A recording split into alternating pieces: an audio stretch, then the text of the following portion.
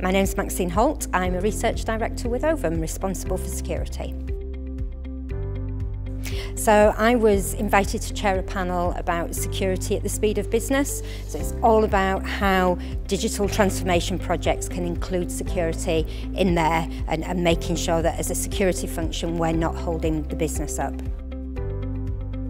The headlines, you've seen all of the headlines, they never cease. There's always one after another breach. And then of course now GDPR was recently launched, of course last week, the week before, and with the launch of GDPR that's made boards even more nervous about cyber security. So that's the leading reason I think that they want these digital transformation projects. They need to make sure they're keeping up with their customers and with their customers' expectations. But at the same time, they need to make sure they're protecting their customers' data, and indeed their data as well and their systems.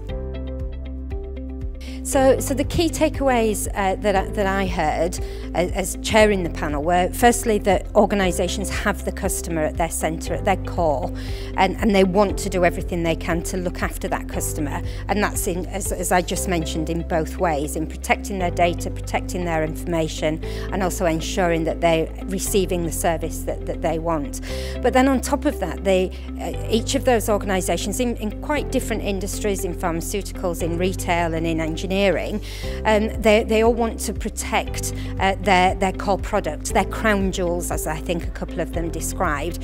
And so they want to make sure that with digital transformation projects, they're not exposing that information, that data, that system. I mean, Graham from Williams described the Williams Formula One car as an IoT, loads of IoT devices in there, which was, crikey, that's really, really shocking. But also they have every single security control and everything in place to make sure that car is protected. Similarly with GSK, with their pharmaceutical drug developments, and indeed even with the devices that they've got in people's bodies, and then M&S of course with their retail head-on. So everybody wants to protect the data, wants to protect their crown jewels, but also be relevant to customers. So I think that's why it was like that.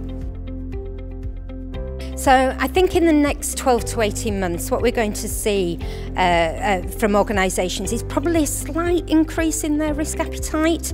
And the reason that I say that is that GDPR has just launched, as I said, very, very recently, just before the show. Not that that was coincidental timing, of course. But with the launch of GDPR, it's made organisations have a very low risk appetite right now, obviously across Europe, but I think globally as well for those organisations that deal with the data of European citizens.